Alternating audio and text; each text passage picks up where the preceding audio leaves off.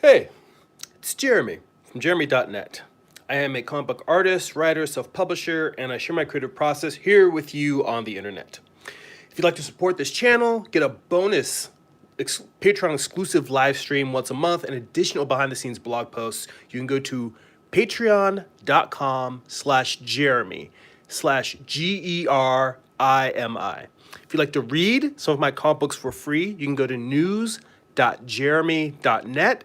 And if you'd like to purchase physical copies of my comics, you can go to amazon.jeremy.net. That will forward you to my Amazon author page. So, I see we've already got some folks in the chat. See Ian Rocks is here. How you doing, man? See Jimmy King is in the chat. How you doing, man? What's up? What's up, brother? All right. So, this week, figure drawing. I'm going to do another fixing bad figure drawings. For those who are new to the channel, I take figure drawing classes on a weekly basis at the Animation Guild in Burbank, California. And I have found that in terms of improving my artwork, specifically for me for drawing comics, but for any purpose, for drawing figures, figure drawing from live models is incredibly useful. It's incredibly beneficial. It really helps you understand the human form much better. And one thing that has really pushed it a step beyond that is that it's a myth that you just sit in the front of the model and you draw and you focus and you come up with beautiful drawings. Much like anything else, you do dozens, hundreds of crappy drawings for every good drawing. What I have found, and this is something that my instructor Carl Ganas recommended a long time ago, and it took me years of doing figure drawing before I started doing it, but it is to take your drawings from class, specifically the bad ones, the ones that did not come out well, and redraw them. Study them, analyze what you're doing wrong, because, you know, as they say, those who don't learn from their mistakes are bound to repeat it. So what is, I just grab some drawings, and usually I have some older drawings that I save around that are particularly bad, and I'm like, all right, I really need to work on these. But this week in class, I really feel like I was struggling, and I'm not sure if it's just because I hadn't been drawing outside of class as much as I normally do, as much as I should, but for some reason, even though I got a couple of good drawings once I got my rhythm in me, in the beginning of class, I really felt like I was struggling. And I thought, why don't I come back and take a look at some of these drawings that really, the ones I was really having a hard time with, and just work on those. So that's what we're going to do here. And I'll start with this. The classes usually begin with 5-minute gesture poses. So these are pretty loose, light sketches. But the thing that I find with gesture drawing, and I think most drawing instructors will tell you this, is that if you don't get the pose down in the gesture, you're not going to get the drawing at all. Like, if it's not there in the beginning in the understructure, I mean, yes, you can fake it. Yes, you can fix, you can kind of mold and shape it into something. But that initial gesture drawing, those initial rough sketches, are what help mold and shape the drawing. It captures the energy that you want to get down, that the whole thing is built upon. Because once you've got the gesture down, it's not that structure and anatomy are easy. Far from it. But that gesture is the scaffolding that you're building all of the, that you're building all of that anatomy and structure on top of. Let me see if I can adjust my lights here. For some reason, it seems a little bit dim in the studio today.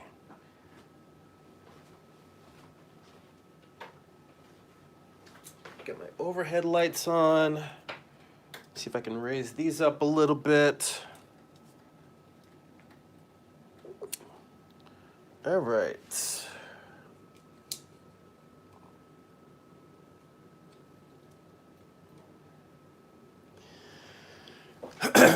Let me adjust this. The angle seems a little wonky on the camera.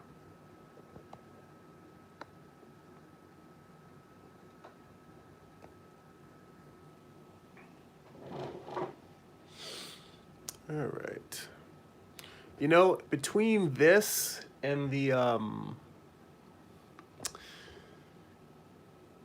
the Alice in Wonderland series of pieces I'm doing, I feel like this channel has become much more about drawing and illustration than it has about comics.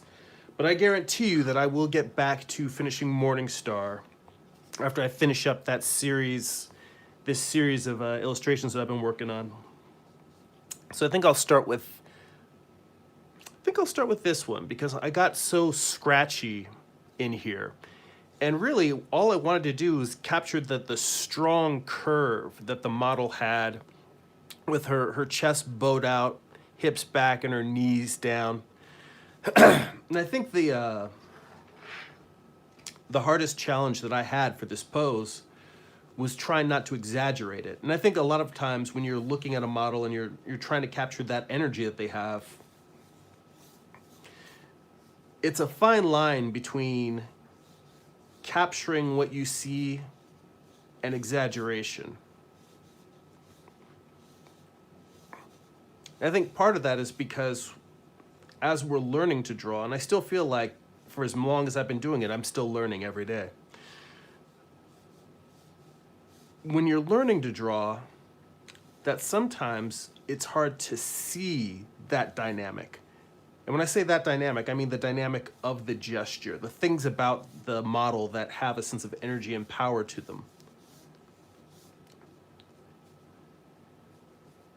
And when you can't observe that dynamic in the model, you kind of feel the need to add stuff that isn't necessarily there, when the observational power really comes from being able to look at the model and find the dynamic. So it's not necessarily, I know a lot of times in cartooning and animation, you're exaggerating, or in animation, a lot of times they call it plussing the pose. Trying to just give it a little bit more energy.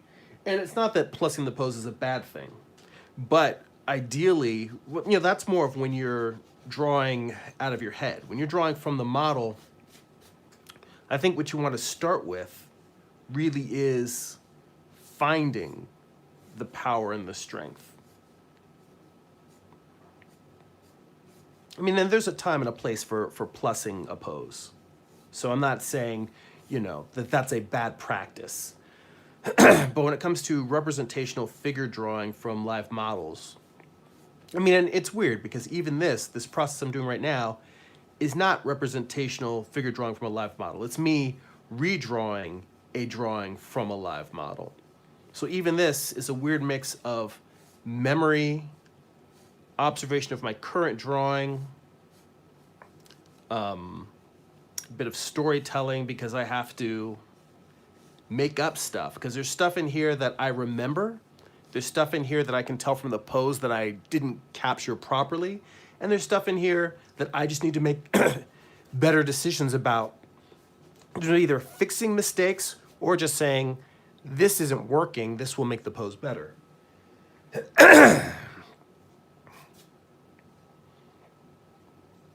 So right now, honestly, and this is another thing that I noticed that I was having trouble with in the beginning of class is my old arch nemesis, proportion. I have always had trouble with proportion. Whenever I am not paying attention, if I'm lazy at all and not working to be attentive to it, my proportions get really wonky. And I remember when I was drawing the model, I specifically tried to pay close attention to this relationship between the knee and this ankle because of how close they were together. It gave me sort of a reference point. And I think that's probably the reason why, well, right now I'm sort of adjusting the position of this leg, this knee, in terms of how far back it is. Because I realized at first I want it to actually be flowing back further. I want it like the line that's coming off of the torso. My instinct is to want to carry this curve and push this knee back even further. But I realize that if I do that, then I lose this this juncture, the relationship in here. It's almost like there's a small box that's created by the negative space in between the lower leg and the upper thigh of her opposing leg. And I want to retain that because to me that felt like one of the defining forms of this pose. And I also realized that part of it is that as I was sketching this in, when the model was live, when I was there, I did fortunately capture the fact that the knee was raised up, that she's up on her toes. So it's not like this knee is going straight out. Because that's another, I think, instinct that we have as artists, is to tend to straighten things out into horizontals and verticals. And I don't know why we have the instinct to do that, because diagonals have more energy. Anyway, the interesting thing about this is trying to get everything to fit properly into space. And that means being aware not just of how far out left and right along your x-axis, or how far up and down a body part is, but also the z-axis coming towards you in space. What I mean by that is that this knee, it's a fine line, but this knee was actually coming towards me a little bit. In fact, her whole body, I'm drawing this as, I realized I started drawing it almost as a complete profile, and I need to adjust this because this really is like a shallow, not quite 3/4. But that's important because at a 3/4 angle, with this knee raised up, that makes it possible for this angle to be as close to this knee. If this was a straight profile, if it were a straight profile view, then this knee would be farther out and this foot would be farther out. So it's like, these are little things that when I'm making these adjustments, trying to be aware of them. Because the thing that bothered me the most about this was just the fact that it felt like the body parts were just sort of slapped on. Like, I really liked the pose, but I didn't like my execution of the pose. So this is almost more like an exercise in cleaning up a drawing, which is funny because what I have drawn here so far is still particularly messy. But things like paying attention to 3/4 versus profile are the kind of thing that I want to be instinctual. And if I were just drawing this pose again, if I were drawing this just from this model, I might not be as observant of that as I was. I mean, if I were just copying this drawing, as opposed to drawing from a live model, with a live model, I think I'm getting better at training myself to pay attention to those sort of things. But copying from a drawing, I might not, and I might push this into more of a profile. So what I want to do, or my goal here, is to hopefully get to the point where these things, like making sure that a 3/4 view looks like a 3/4 view, and paying attention to where different body parts are twisted. And that was another thing that sometimes having a really good model can make your night harder in figure drawing. Now, I mean, we all want great models that give us great poses. But this model we had was particularly good at doing contrapposto, meaning having the shoulders twisted in one way while the hips twisted another. Frequently, it's kind of like a hip, shoulders turned down on one side and the hip turned up, but also twisting them away from each other. And there'll probably be some examples of that depending on how far I get in terms of, I'll look and see if I can find another one in this batch of drawings. It's a better example. I'm taking a long time for redrawing something that was a 5-minute pose, so I really should move this along.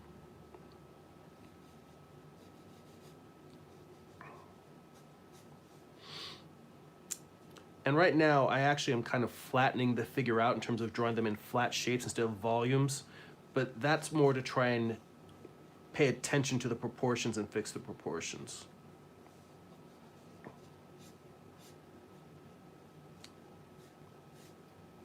Once I get it about where I want it, then I'll go in and add a little bit of volume.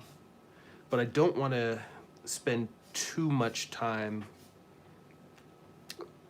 doing volume on a drawing that I didn't necessarily spend that much time on in the first place.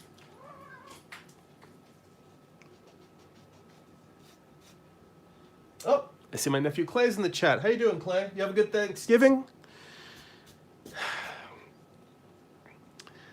I'm just sitting here working on some figure drawings, making some corrections to some drawings from my figure drawing class. Or corrections to drawings I made in class. This is my equivalent of having homework.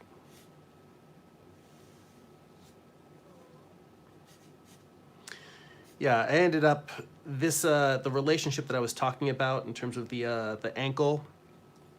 I still don't think I preserved it to the degree that I wanted, but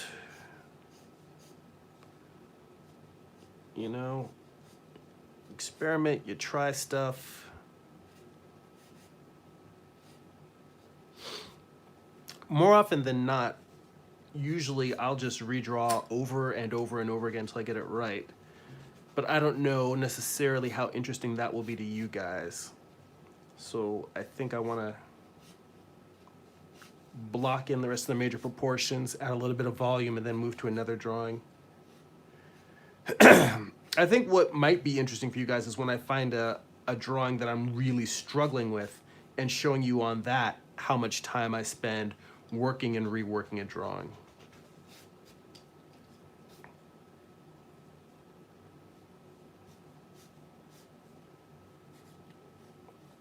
Sometimes I can kill the energy of a good drawing just by over laboring it, how careful I am about moving pieces around, adjusting perspective and proportion, and all such manner of things.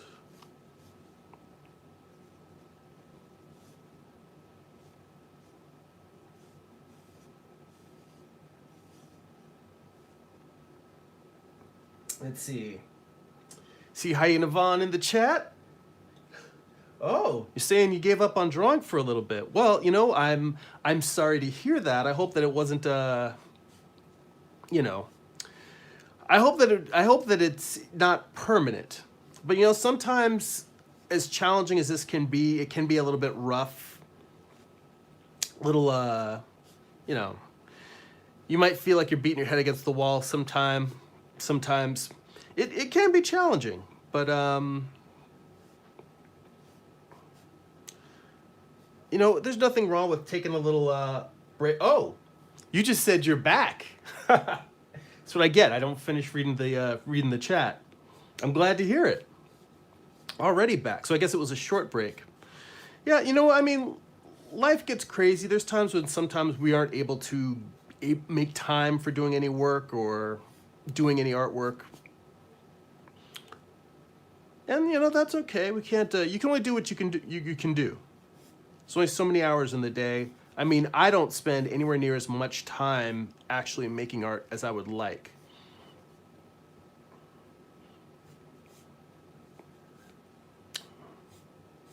The good thing is sometimes a little bit of time off stokes that hunger. And when you come back to drawing, you got a little bit more of that eye of the tiger and you're ready to just dive in, pour all your energy into it, and you're a lot more passionate about it. I know for me, a big part of really dedicating myself to figure drawing on a regular basis was that I realized I wasn't doing it for anyone else. You know, I wasn't doing it to impress anybody or get any approval.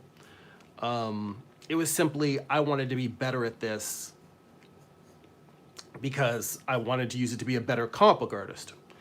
And then over time, I have learned to I have fallen in love with the process of figure drawing. I've mentioned this before. And now it's simply, I love studying the craft of drawing human anatomy.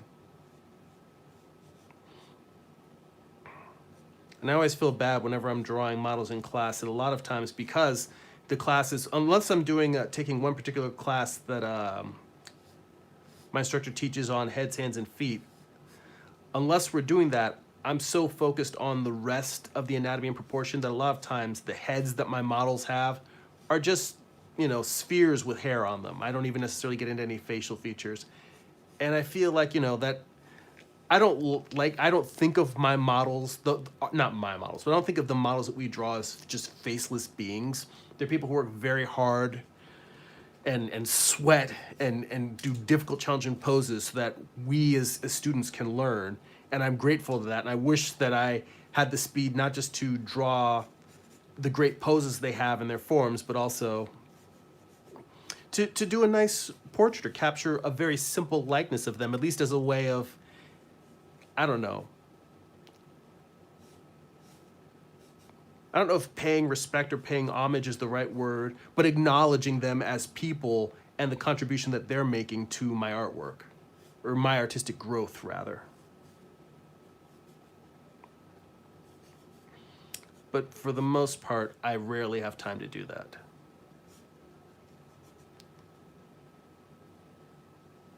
Her head might be a little big.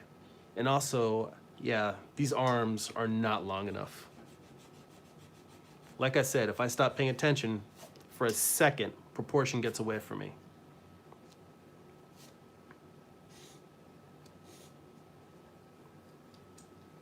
Let's see. I see Travis in the chat. What's up, man? Just doing some figure drawing. You know what? I hope that you guys are getting some artwork done this weekend. You know, if there's a comic that you've been working on or some art stuff you've been meaning to study, break it out. Just, give yourself a half hour, 45 minutes or an hour, whatever you can carve out of your weekend to just spend a little time doing something creative.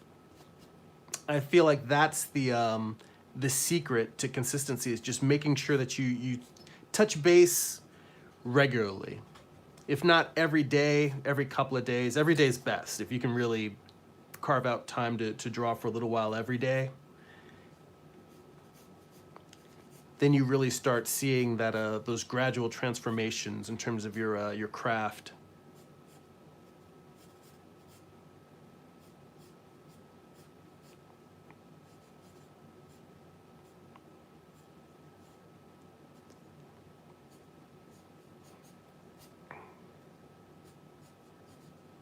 So I think the big difference here, and this is something that I still struggle with in class, is that as opposed to this one being drawn with a bunch of sharp, thin lines, that this one is more of tones and and fewer, simpler lines.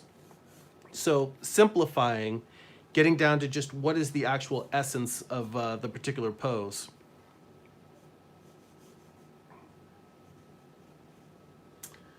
Oh, I see Travis says he's been practicing action poses. That's good. It's kind of what I'm doing with reworking some of these gesture drawings.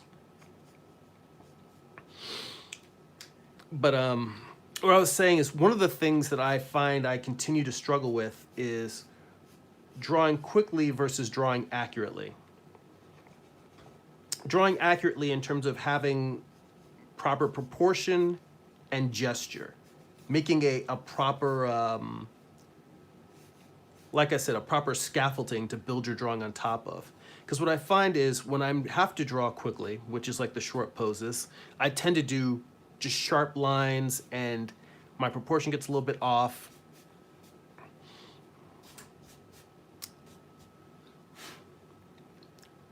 But what I find is when I take my time, I can get that it's me choosing to, when I say simplify, it's a matter of putting the right line in the right place that captures the whole form, as opposed to drawing, instead of using 5 or 6 lines to draw this arm, being able to just use 2 or 3, or like maybe 2 lines and a little bit of tone on each side.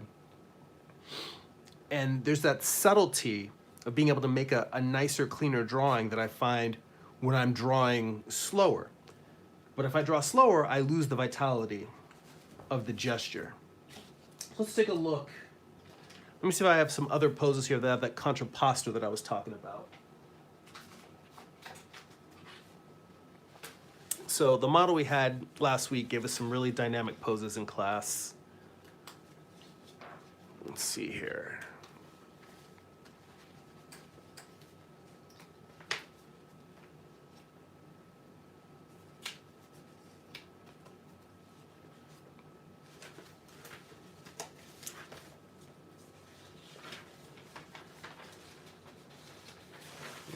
couple. Let's see.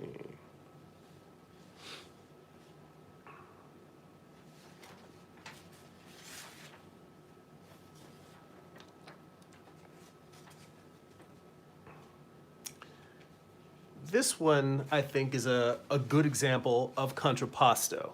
So not only are the shoulders that are closest to us tipped down, whereas this hip is tipped up, but also the twisting of the torso so that the pelvis is a profile, whereas her torso is twisting towards us. So it's a long, beautiful, elegant pose. And to be honest, I don't think that this is a bad drawing. It's just incomplete. No, it's loose, it's rough, it's choppy. Well,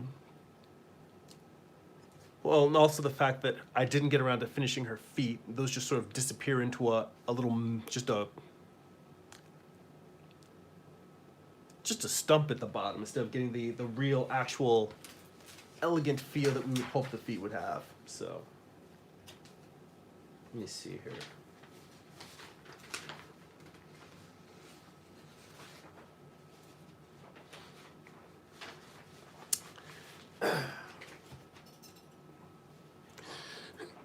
So, Travis says, I've been practicing my main weakness, drawing hands, and you know what? I need to do that as well. In fact, I'm looking forward to taking the heads, hands, and feet class that Carl Ganas teaches. Looking forward to taking that next semester. Just because, there's times when I feel like, during Thanksgiving, I went out, I was visiting my family, and I sat around and I drew some portraits of both my mom and my brother. And I just felt like, we're hanging out and talking. I just wanted to keep my hands busy. That's a sort of an ongoing theme with me. I find it impossible to just sit and be, so I'm always trying to do something. And those portraits came out pretty well. But I feel like I don't have a consistent control over it. Sometimes I draw figures and it's very smooth and instinctual and it just flows right out of me. And sometimes it just feels very, very challenging. Let's see. We'll be able to see if I get all the way down to the feet here. I'll just raise this up a little bit.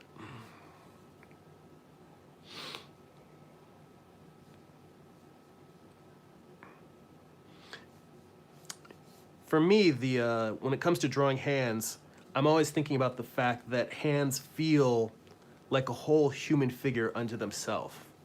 Like in the way that we've got a torso and then we've got, our four limbs and our head, I often think of the hand as like the palm is like one big torso.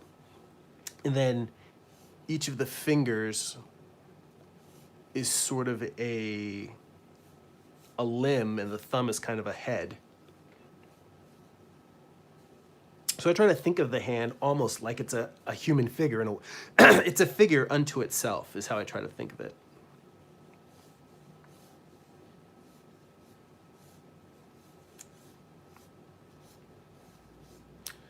So right now I'm trying to capture the subtle, again, the chest pushing out.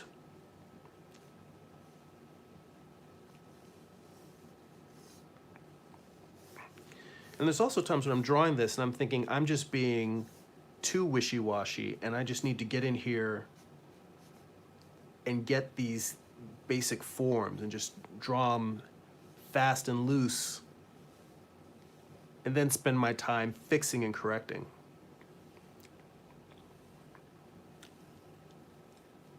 And a lot of times in figure drawing classes, you're trying to get that gesture and those basic poses down in like the first, say, 30 seconds to a minute. And I thought to myself, I draw slower because I'm trying to capture more detail in class. A lot of times, sometimes I may spend a minute or two on the gesture and then I'm rushing to finish as much as I can. And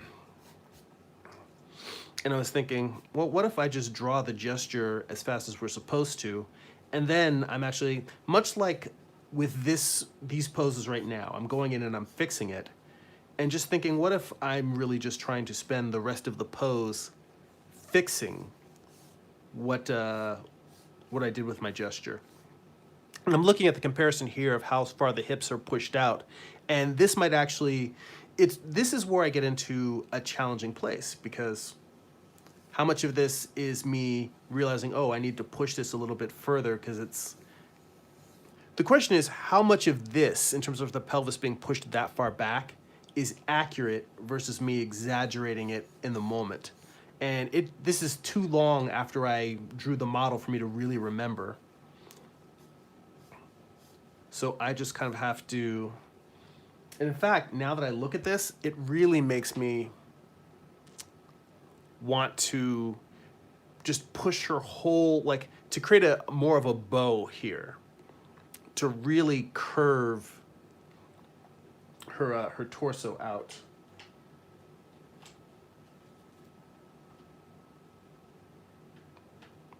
So let me get in here and erase some of this.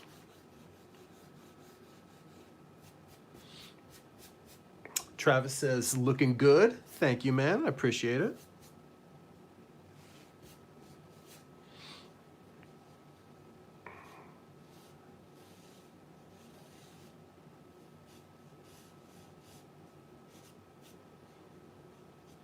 See, there's these very simple subtleties, and honestly, the fact that I captured them makes me think, well, maybe I didn't do as horrible a job with that original drawing as possible.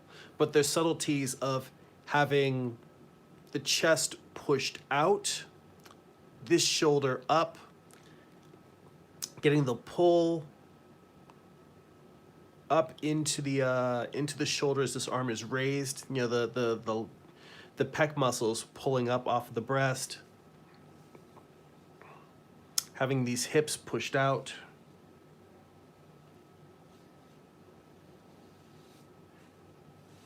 And sometimes I feel like in the act of analyzing these things,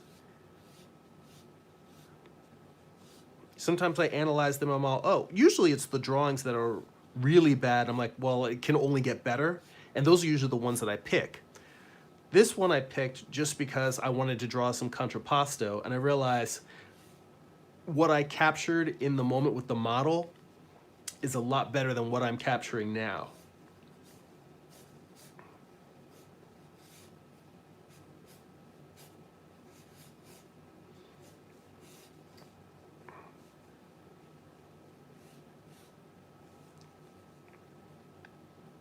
In fact, in this one, the model really did have a great rhythm to her pose.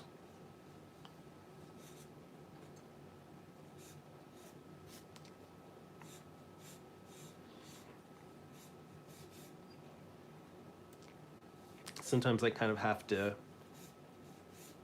mentally force myself to stop looking at the reference and look at what I'm drawing and just say, all right, what's happening on this actual page? Because in a way, it's like my brain is split in between in time travel between trying to remember what I was doing when I was drawing this model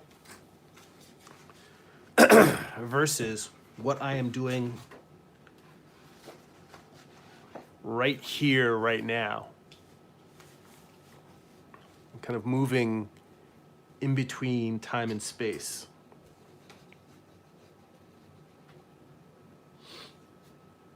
Travis says, you are my inspiration. Man, that's very, very flattering. Thank you. I'm humbled by that. I'm just somebody trying to continue to grow and learn my craft. So you know what? If this inspires you to keep studying your figure drawing, keep studying whatever you want to do with your art, whether it be comics or illustration or painting, I am flattered to hear that, and I hope that you're inspired to continue working at your craft, because that's the thing I think that persistence is the thing that in the end will get you there. It's not about talent. Honestly, I think that talent is just not being bored by the long hours of work it takes to master something. I think talent is interest in a topic. And I think that maybe there are people who maybe might have some natural affinity for a certain craft. But even the most naturally talented artists I know work their ass off.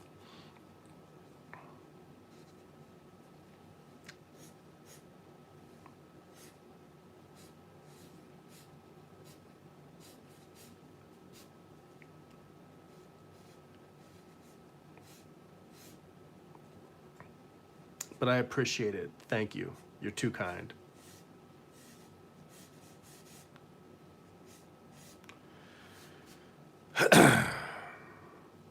You know, see, even looking at this, I'm like, the legs were much closer together. See, these are things that as I'm drawing and I notice, this was probably not a good one to pick to redraw because, to be honest, it's not as horrible as the drawings I usually pick when I redraw. So let's see what happens when I try to better something that's already pretty good. And when I say pretty good, I'm meaning by my own standards. I still, you know, the last thing I want is people to think I'm getting a big head over here.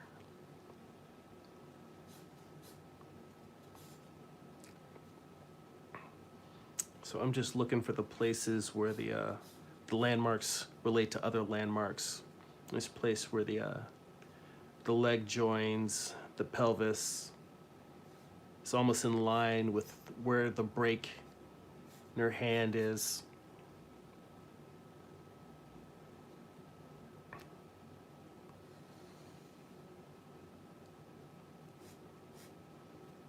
And I feel like I want to push this shoulder back just a little bit more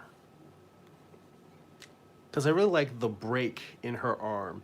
You know, sometimes you can draw an arm in one long line, but I feel like that break added to the rhythm. I want to make sure that that is captured.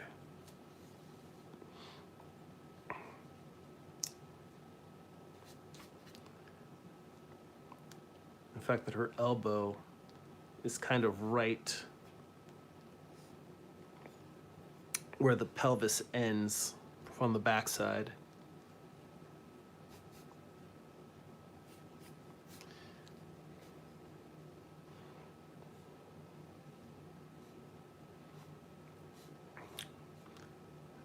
I need to twist. See, that's the thing. This twist is tricky here. I need to twist this torso even more.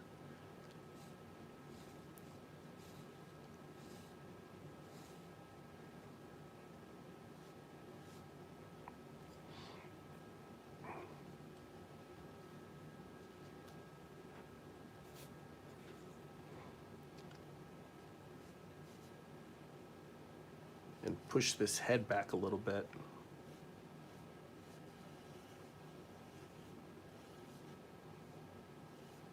And that head's a little too big, but I can shave it down a little bit. And see, this is another very subtle thing that I'm having a hard time capturing in this drawing.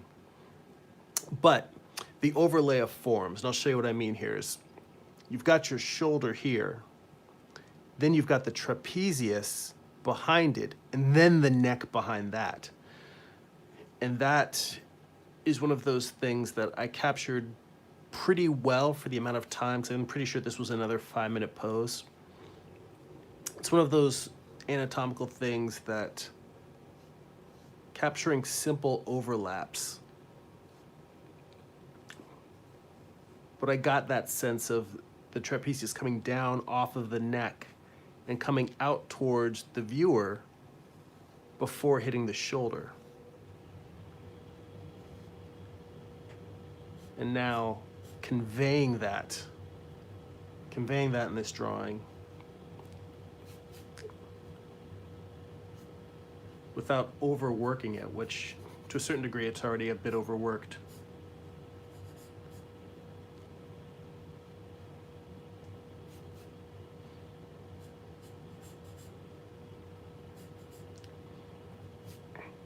Well, you know what? I might be a little bit too focused on trying to make an elegant drawing. Sometimes when I'm doing corrections, like I've said before that my last ditch effort, if I'm really botching a drawing and I can't get it right, is to just start drawing the bones, draw the skeleton of that figure. And while I don't think that this drawing is coming along that badly, that's not necessarily a bad thing if I'm trying to get into the understructure, get a closer understanding of the things that I'm missing.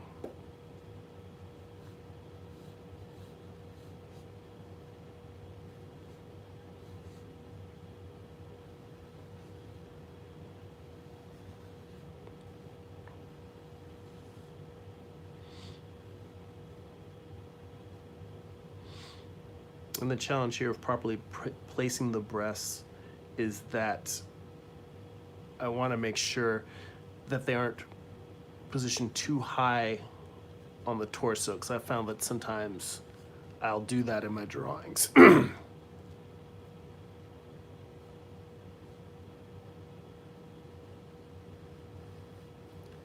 I feel like this bend right here, at least the way I caught it that really gives you the sense of that rib cage twisting back, turning away from you, twisting in opposition to her hips.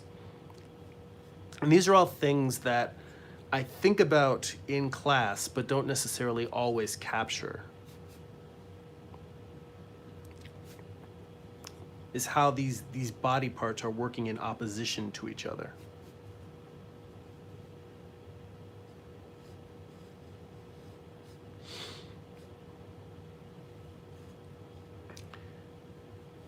Now I'll tell you, as I'm sitting here drawing this, I'll peck away at it for a little bit longer, but I still actually really prefer that original loose sketched version compared to this one that I've been reworking.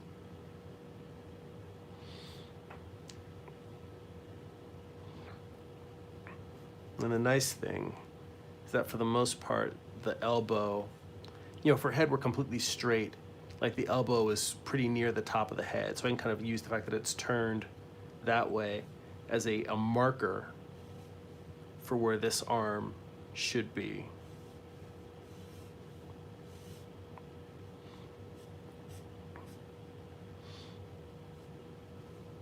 And then let it go out back that way.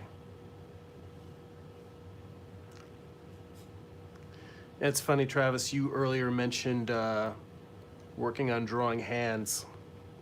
When doing short poses, like 5-minute poses, the hands always have a lot of character to them, no matter what the pose. The hands are extremely expressive, but because hands take, I think in my opinion, a lot of concentration to draw properly and to understand, when you're doing a full figure and then you have this body part at the end of the limb that's as complex as the figure itself, it's challenging to figure out how to express that quickly, efficiently and elegantly.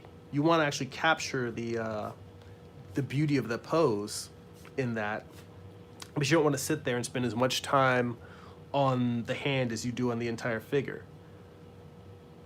And for me, the challenge is really deciding, do I want to show a boxy shape or an oval shape? In this case, it's kind of in between because it's a hand that's going away from me. Actually, you know what? I'm trying to remember now. I'm trying to remember if the model... Nope, I started drawing this like her elbow is going away and it's damn near broken. That is not it at all. Her elbow is actually on the outside, facing away. I mean, I know it would be facing away no matter what, but her arm is actually bent. I mean, you can see that it's bent this way, but I was drawing it as though her hand was bent, her upper arm was going back, and her upper arm actually should be going towards us.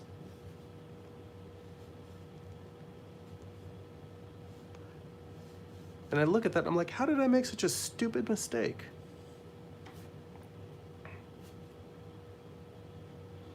That happens sometimes. You're not paying attention, and you just put stuff wherever, and then you look at it and you're like, oh, wait, that's not right.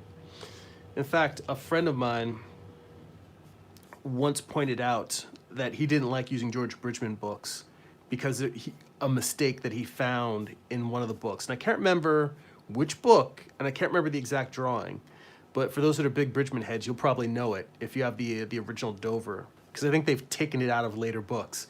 But there's one drawing where he starts with drawing the medial, the inner part of the leg. It's a pose of a whole leg from hip to foot, and he starts at the top from drawing the inside view, and when you get down to the feet, you're drawing the outside view with the outer part of the ankle. And it's just like, how drunk do you have to be to just mess up and switch a figure midway through? And admittedly, I can't defend that. That shouldn't be in an anatomy book. But that said, I was like, I've gotten so much out of Bridgman, I kind of got to give him a mulligan on that one, you know? Everyone's got a bad day. Should have seen the light of print? No. But, you know what?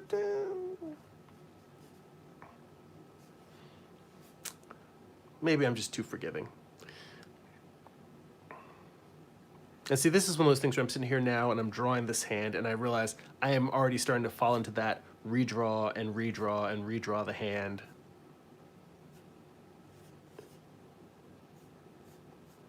Which I really don't want to do. She had a very elegant hand pose, trust me. And again, not really getting down to the feet. I mean, and I don't have to rush. It's not like this is something where I'm timed and I have to complete this in 5 minutes because I did the original drawing in 5 minutes. I mean, I've probably been spending 15 or 20 minutes on this, maybe longer.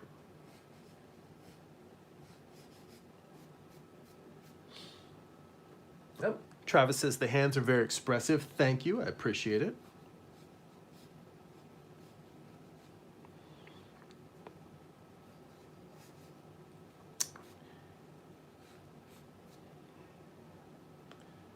Let's see here. So a lot of times I will try and look at, like I'll put a ground plane when I start drawing a model, but I'll also kind of keep track of how far apart distance-wise and how far further back on the ground plane the different feet are. So I can kind of use that as a measurement tool as well. And from that, and kind of square up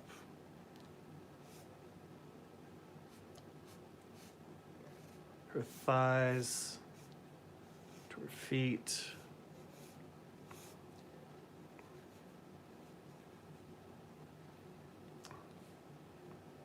And this foot kind of curved, pressed ballerina-like against the ground.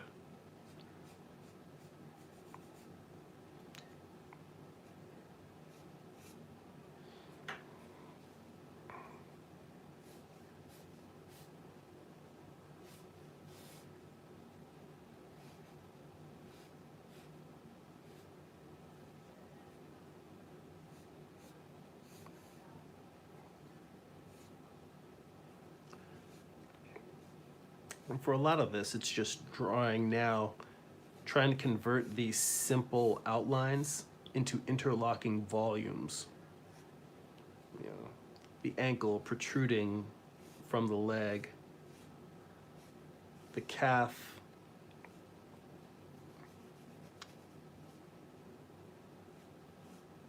coming out from the lower leg, going into the upper leg, into the thigh. The suggestion of the hamstrings.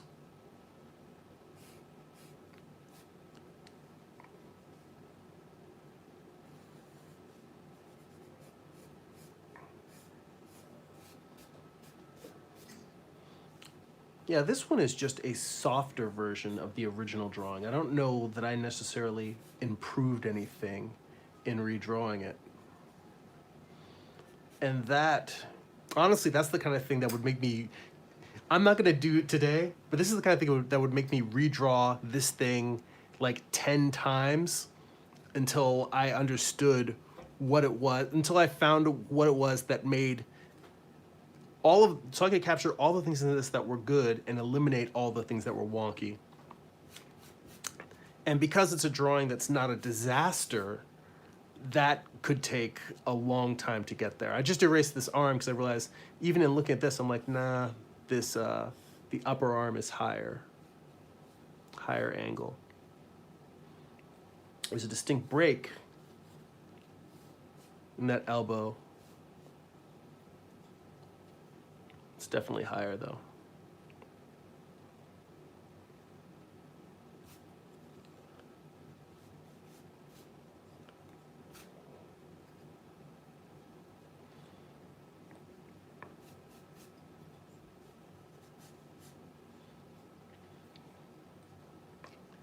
And I want to fix this. The only reason I want to fix this ankle is because I did such a horrible job with it on the first one. And I'm like, come on, if I'm going to take the time to redraw this, I got to at least get that ankle right. So I'm getting it's almost like a pincher holding the foot.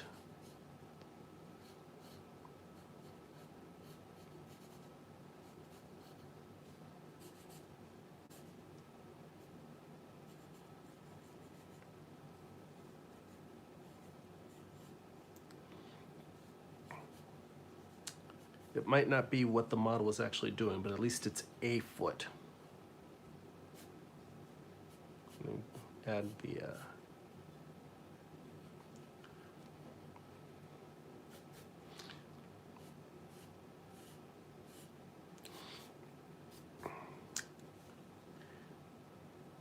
and see, here's another thing. I look at this knee. There's just one line there as a curve.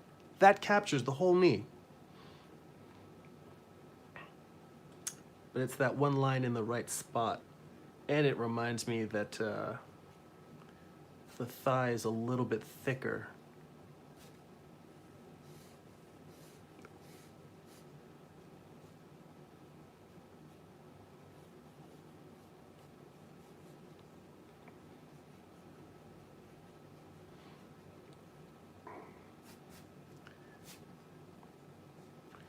Yeah, sometimes trying to recreate that magic of a first sketch is rough.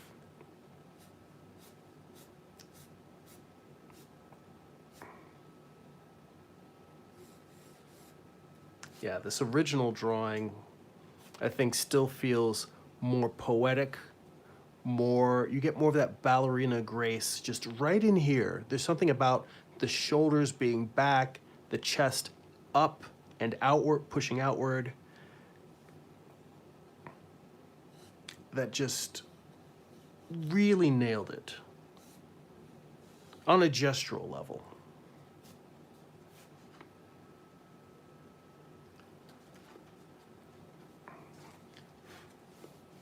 Let's see here. Yeah, because I mean, for the most part, did a lot of drawing and erasing. Well, let me see if I can find one in here that's a real dumpster fire. And we're down to kind of our last 10 minutes together. So let me see if I can find one that I really hated and try to redraw it in like 5 minutes.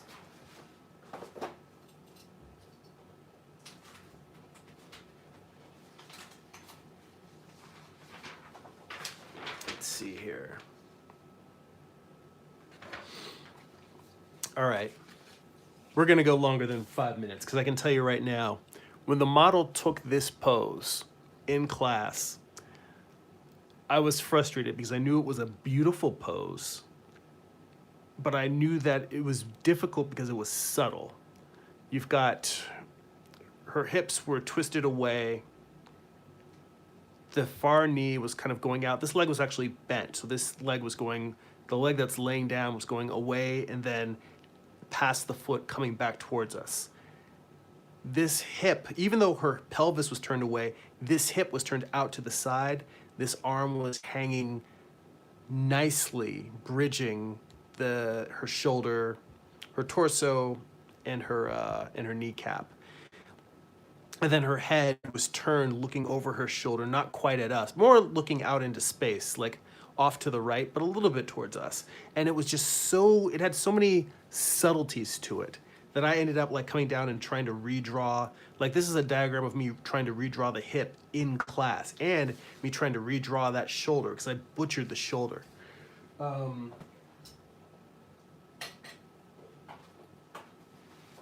Sometimes it's the little things, it's the subtle things that are really challenging.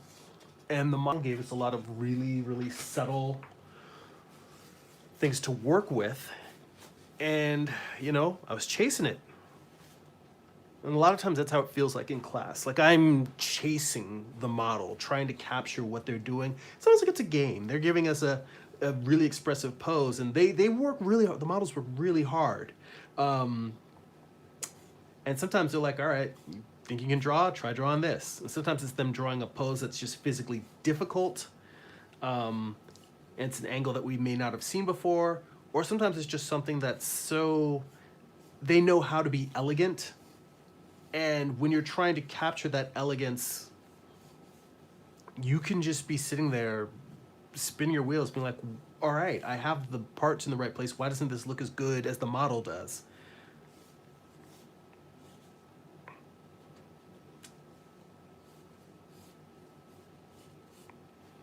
So I'm starting in with just trying to find the boundaries of the form.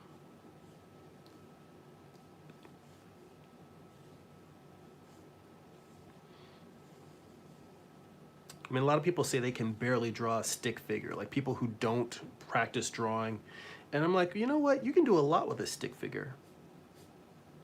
A stick figure is kind of the starting point.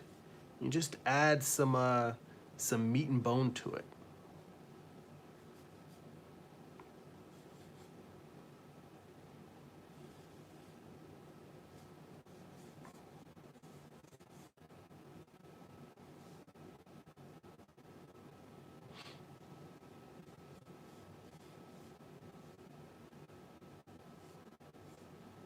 I'm already starting to get caught up in details I shouldn't be. Trying to draw hair on here when I need to block in this torso. My whole thing is I don't want to get too caught up in drawing the head, because in all likelihood, the head will be either too big or too small. And if I get everything else right, and the head is too big or too small, then I'll want to change all the other stuff on the body instead of just changing the head. Whereas the head's just one part. Once you start drawing the head, if you get a head that you like, you will fight tooth and nail to keep it. So I usually try to save the head for last. And that way, I'm just focused on making the head fit the figure.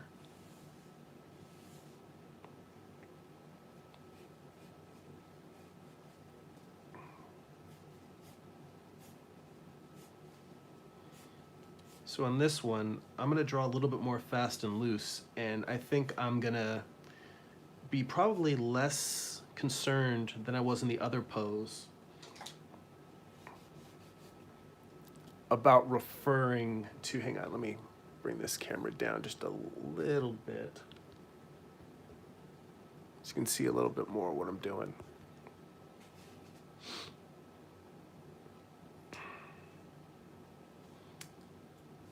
Little bit less concerned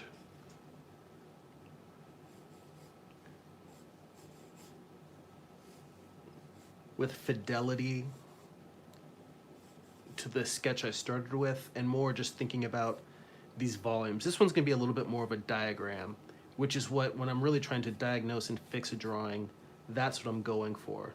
So capturing, defining the underside of the pelvis, trying to capture, like in blocky forms, the form of the rib cage.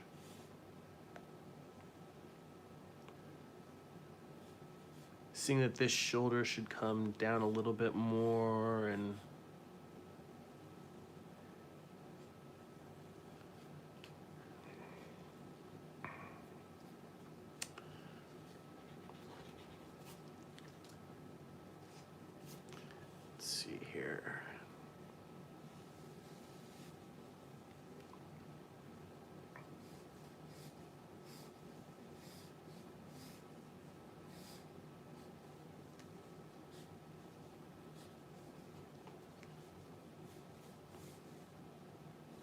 trying to get a very simple dynamic drop with this ankle and this foot.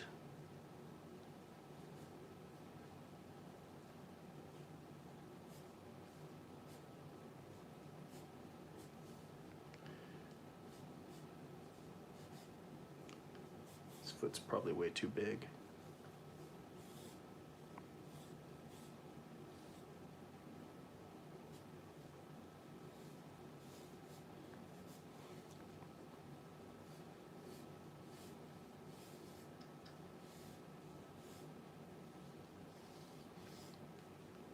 And kind of trying to capture the fact that we're seeing a little bit of the underside of this thigh.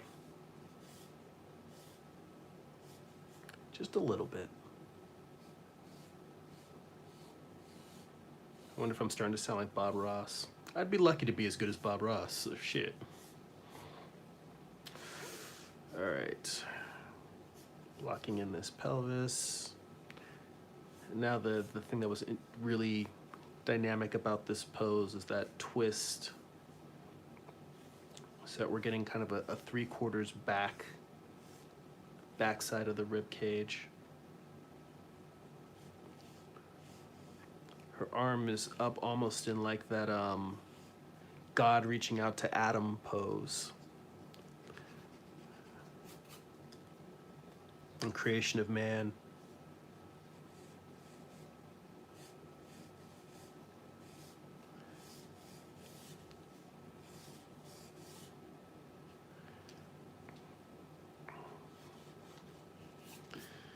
And see, this is the big challenge right here, is that inner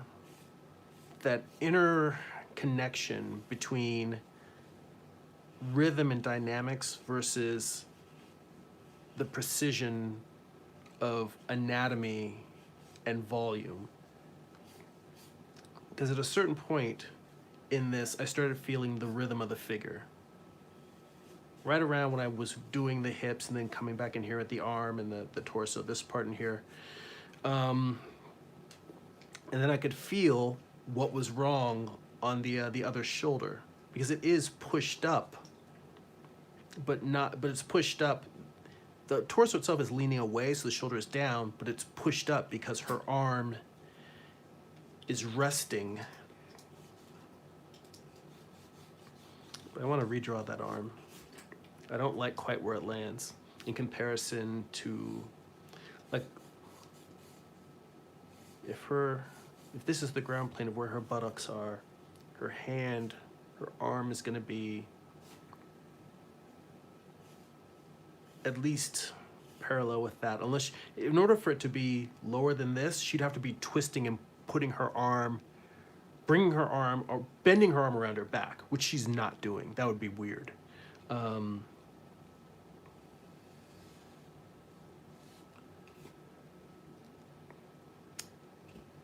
So I need to kind of properly position that arm, this twist of the rib cage.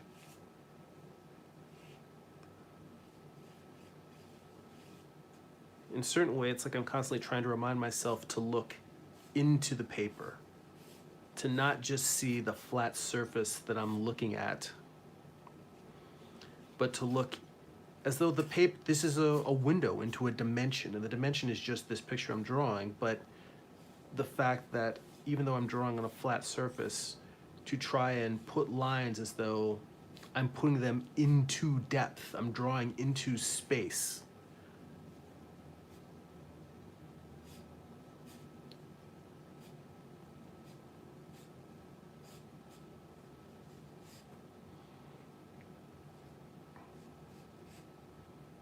It's not an easy thing to see. But once you start seeing it, hopefully, see, this is one of those things that people who draw every day and draw constantly, hopefully they develop that craft. They develop that ability to always see that depth. For me, I have to draw for a little while, and sometimes I see it, and sometimes I lose it, and sometimes I feel it and I'm chasing it.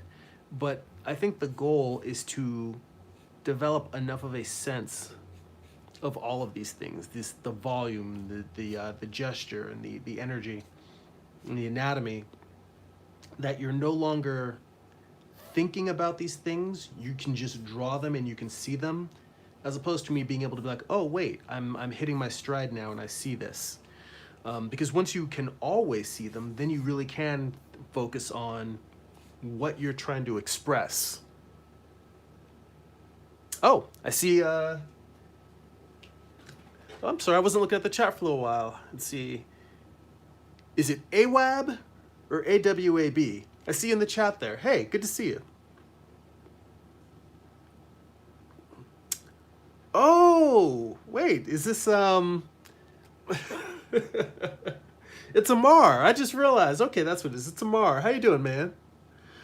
You said it's still Amar, but I don't want YouTube to own my name, so it's an acronym now.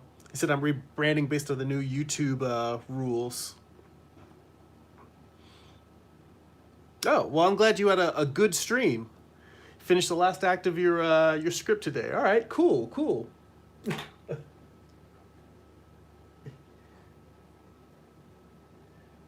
Amar.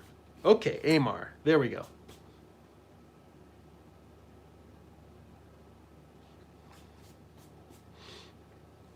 But anyway, yeah, just seeing these rhythms kind of as a permanent part of my perception is kind of the long-term goal, and that's what I feel like I'm slowly moving towards when I go to figure drawing class on a regular basis.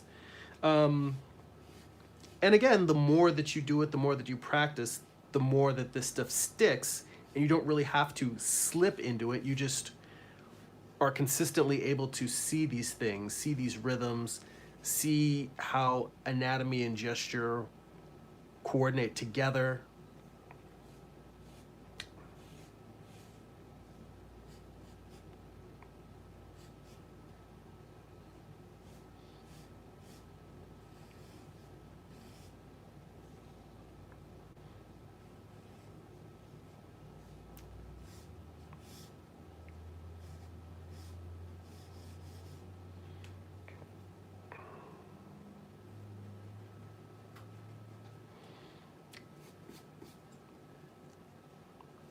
And what was funny is the model had just a very simple pose with her arm. There's no reason why the shoulder should have been so difficult for me to draw. But I think it's one of those things where when you have someone who is strong and lean, and you're trying to find a way to show those muscles without making them look like Wolverine. You don't want them to look like super yoked. When they're just they're still lean, they're still elegant, like dancers, like ballet dancers, which a lot of figure drawing models are dancers. Where they have an incredible strength and incredible grace. And I think that was what I found challenging about that arm, was capturing that strength and that grace. I'm just gonna simplify that head, because I'm gonna wrap it up here in a minute, so I'm not gonna take the time to go deep into drawing the head as well. Just gonna finish off that arm.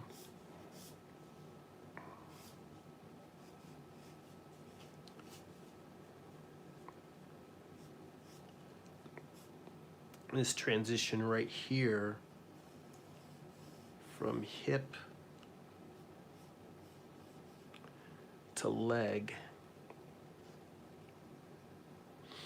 And this is one of those where I really do wish the model was in front of me again, so I could kind of look at that and analyze. Because I know that there's a way that I would draw it when I'm, if I were constructing this pose purely out of my imagination and not from the reference of an existing drawing or model. And you know what's funny is I'm getting all this way in the drawing now, and I'm seeing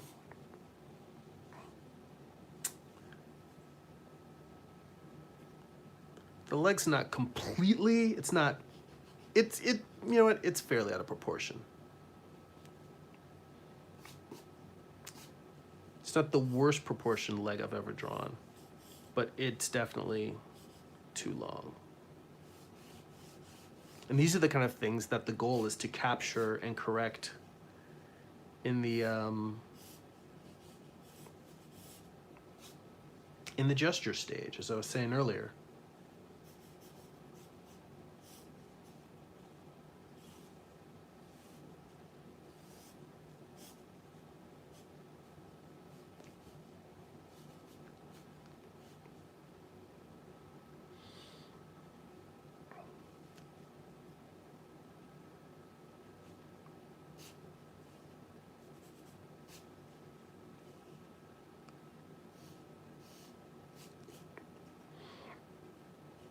I think one of the other things that I kind of struggled with in class, I can specifically remember, was that this arm felt like it should be going completely parallel, but the way that her wrist fell, like it just had a nice twist to it, and it casually draped her hand over her kneecap.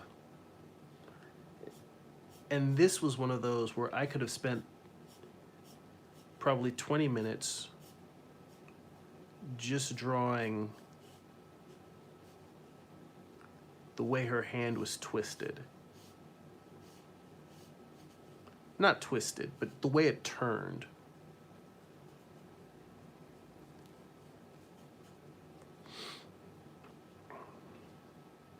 It was a very elegant, casual hand.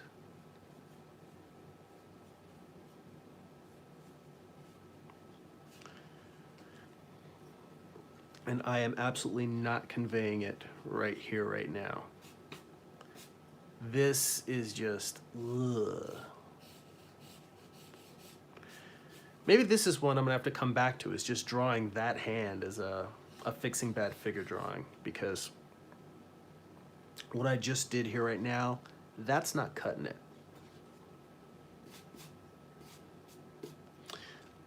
Yeah, I could spend quite a bit of time just working on fixing that hand, and that wrist, and that subtle turn.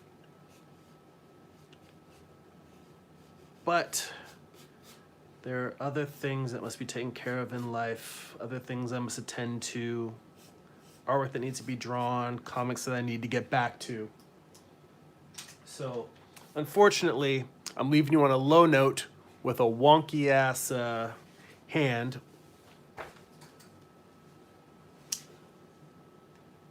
And I see Imar asking, did I complete the Stephen King Alice in Wonderland drawings? I have one more to finish inking. I did 2 versions of the Queen of Hearts, and I have to finish inking that second one. And then the Mad Hatter one, I'm just filling in some blacks and some wood textures. Those are almost done. If I can, I know it's not particularly hard, but I need to figure out how to mirror my iPad. And if so, maybe next week I'll show you me working on coloring, digitally painting those two, the set of pieces, because that's the last step, is doing the color. But anyway, the drawings are just about done. So I'll be bringing that in for a landing and then getting back to Morningstar. So on that note, and thank you for asking, by the way. So on that note, if you enjoyed this channel, if you find these videos interesting, useful, educational, then please support this channel on patreon.com. It's patreon.com/GERIMI. You also get an additional monthly bonus live stream. If you'd like to read some of my comic books, you can go to news.jeremy.net. And if you would like to purchase physical copies, you can go to amazon.jeremy.net. That will forward you to my Amazon author page. That's it for now. Go be creative.